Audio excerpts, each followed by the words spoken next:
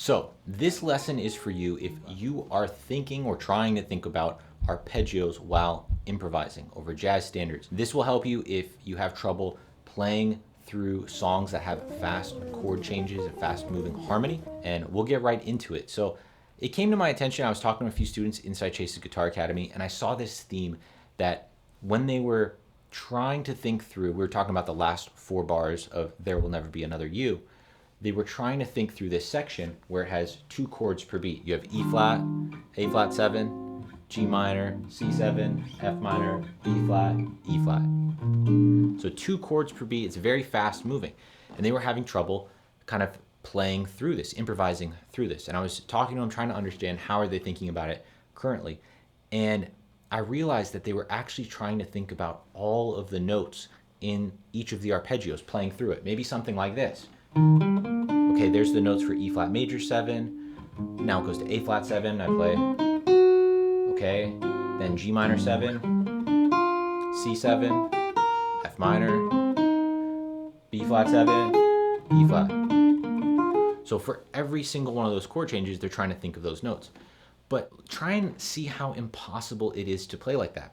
If I'm counting off a tempo, somewhere around here, and then all of a sudden, you have only 2 of these clicks to think of all 4 notes. So try right now. See if you can count and say out loud all 4 notes of each of the arpeggios as this is happening. 1, 2, 3, 4. E flat, G, B flat, E. I can't even do it. To say these, let alone think them, let alone play anything musical over them, is impossible. So there is a better way to actually play through these fast-moving changes, and it teaches us something about playing through any set of changes. If you're thinking about this as arpeggios, you've gone down too far off the wrong path. And before people start jumping in the comments saying, Chase is saying you don't have to learn your arpeggios to play jazz, that is not what I'm saying. I'm just saying real jazz musicians are not thinking about those sets of notes, those notes inside of each arpeggio while they're playing. So let's take a look at a better way of approaching this. And it's something you guys might be familiar with, but don't really understand how to apply. And it's this concept of voice leading. So let's take those last 4 bars of Another You, E flat, A flat 7, G minor, C7, F minor, B flat 7, E flat. Instead of thinking about each of the arpeggios, we want to first, just like level 1, understand the voice leading through those chords. And what I mean by that is we take one note that fits in one of these chords and we see how does that note lead to the next, how does that voice lead to the next appropriate note within the next chord change. So I'll show you. There's actually 2 paths here that we have to understand. So starting with the E flat, let's start with the 3rd of E flat. So you might know that the 3rd of each chord is very important. So the G, that G, when the chord switches to A flat 7, will go to G flat because that's the next closest note in A flat 7 for the G to go to. That's the principle we want. Each of the voices moves to the next closest note in the next chord. What you'll see is that the motion here is very consistent and very small. So we want to be able to hear that voice moving before we start worrying about all the notes in the arpeggio, because this actually influences how we improvise through this. So G for E flat goes down to G flat 7. When it goes to G minor, G flat goes to F, goes to E for C7, goes to E flat for F minor, goes to D for B flat 7, and let's just say the leading tone here wants to go back to E flat. So what did we have? Just G, G flat, F, E, E flat, D, E flat. And we can hear those changes.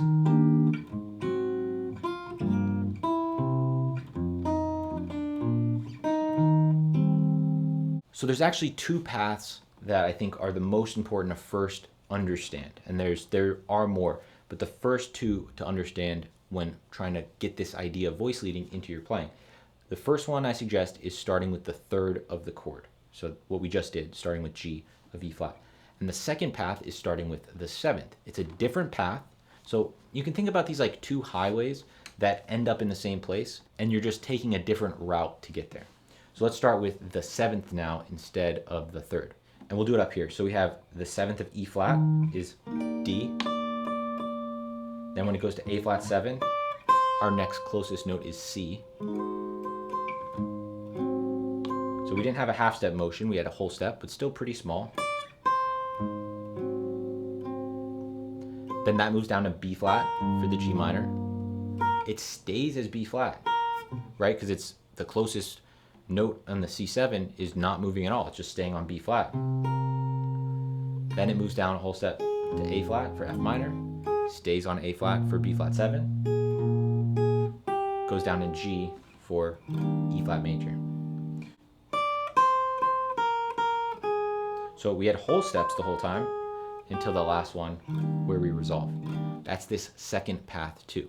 What I recommend doing is literally just playing those thirds or seventh paths just with the chords that you're trying to work on and really listen to that. Okay, so let's try that right now. Let's first do it with path 1.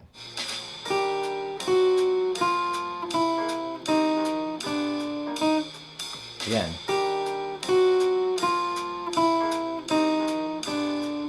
Let's try it now with the second path, which starts on the 7th.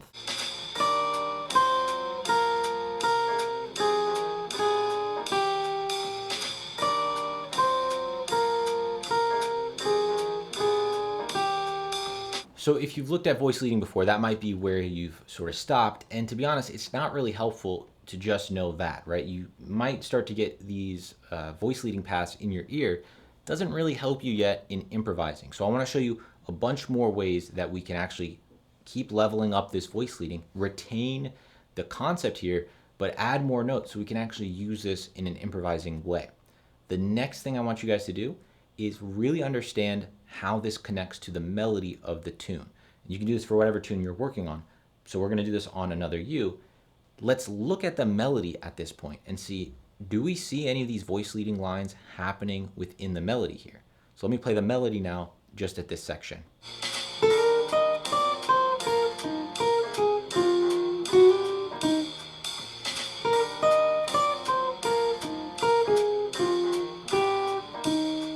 So within this melody, you might notice a couple of the same voice leading we talked about. The D to C, from E flat going to A flat 7.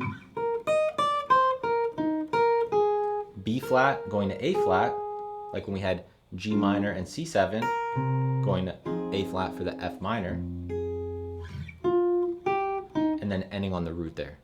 Right, so we saw actually a couple of these paths, the D going to C and the B flat going to A flat, in our path 2 when we started with the 7th. So it's there within the melody. And so a lot of times when you hear people talking about really keep the melody in mind, it's helping you keep that voice leading path in mind. But we have other options to explore, and that's one of the fun things about improvising, is you can come to the same tune and you don't have to go down that same path. You can try something new. So one of the first things I like doing with my students when they're working on these voice leading paths is adding in one other note that they can go to get some sort of motion in here. And I think it works best to start with the 5th. So the 5th of the key usually is a good common note throughout all of these turnaround chords. And what we're gonna do is just bounce back between the voice leading path and then the 5th. So the 5th of E flat is B flat. And then for the resolution here, for each measure, we're just gonna hold the voice leading note we go to. So from E flat to A flat 7, we'd have G, B flat, G flat. We just wait there. Now for the next part, F, B flat, E, just hold the E. E flat, B flat, D. Leading tone up to the root. So let's try that with the track.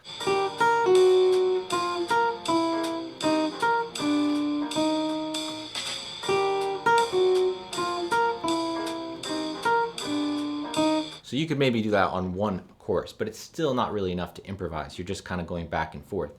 At least now we have some motion. So what do we add on top of this? We can start to play through the triads. And just with the basic triads, we start to really get a picture of all there is.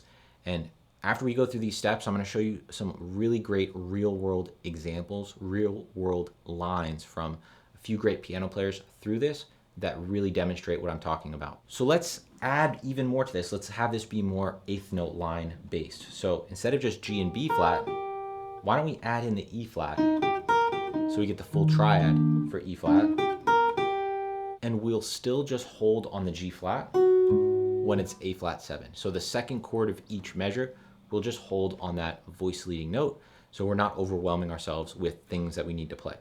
All right, so just triad for the first one, hold on the note we voice lead to.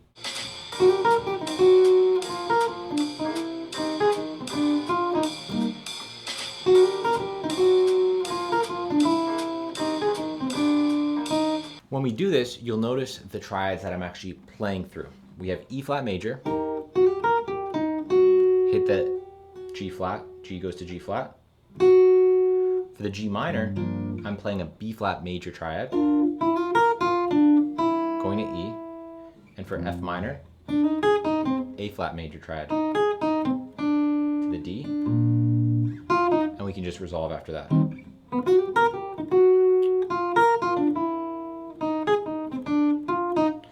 What I want you to do is see that you have this shape, going to this shape, going to this shape, going to this E flat. So very simple, 1, 5, 4, 1 kind of shapes. And from within that, then you start to say, oh, I can add this note to lead into this part of the triad. You can start to play with the rhythm, start to add chromaticism. We're going to get to that. So let's start with this adding in of chromaticism. I'll give you an example where we don't necessarily have to go G to G flat. We could also do an enclosure, G, F, G flat. So that adds a note. It's not just E flat, G, and B flat.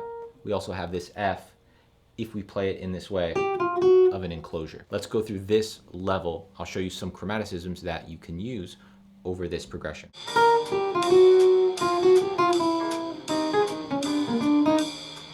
So we have 2 note enclosures to our target notes. You saw it here, and also when we targeted D for B flat 7.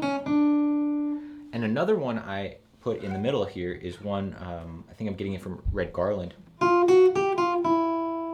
So we had this note, instead of just F going to E, you can do this move of F up to G, and then back to F. So that's 4 eighth notes, 1, 2, 3, 4, then we're ready to resolve. That's one really simple way to take a note you might just hold for a half note, like F, 2, 2, that kind of boring voice leading, and create some motion out of it. As you get more comfortable hearing this and playing around with these ideas, and it takes some time to actually play through this, it takes a lot of repetition playing through these progressions and really starting to visualize this. You're not going to get this just from watching this video, but use this video to understand the steps you need to go through to develop through these levels. If you can't just play the voice leading, you're not going to be able to play through or improvise through this at all. So just move through the steps that I'm showing you here. The next level is doing this with multi-step enclosures. I'll show you some of those right now.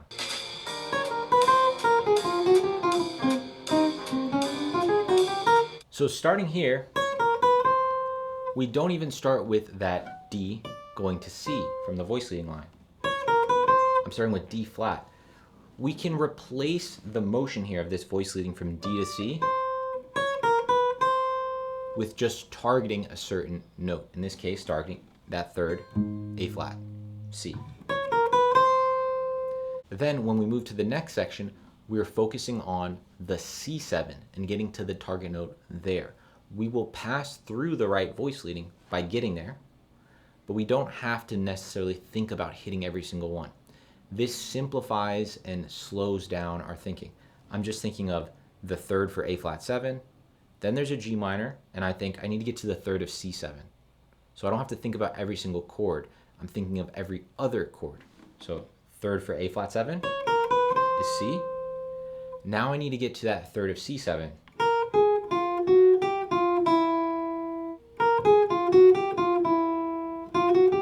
I'm using that same chromaticism from before. F, going up to G, back F to E.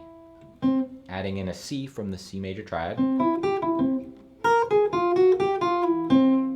you still get the feeling, and you can still hear the voice leading. Now we're going to have E flat. After E flat, I need to get to D, but I'm going to put an enclosure around that. So E flat, go down to C, C sharp, D.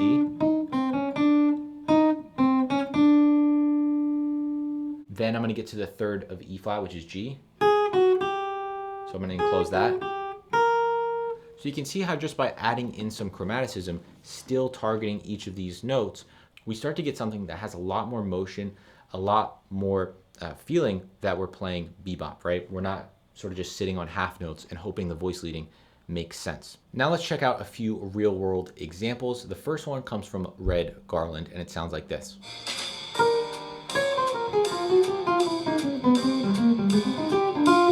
So in that one, you hear a lot of the same chromaticism that we discussed, and even some of the same starting ideas, getting to these target notes. In the second example from Red Garland, it sounds like this.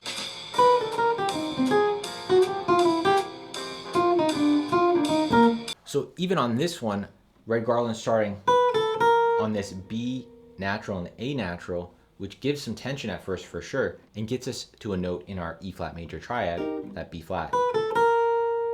And we see a lot of the same triad uses. Don't be afraid to use the triad. When it's the A flat 7, there's a lot of playing around with A flat major triad. This last example is from Barry Harris, and it sounds like this.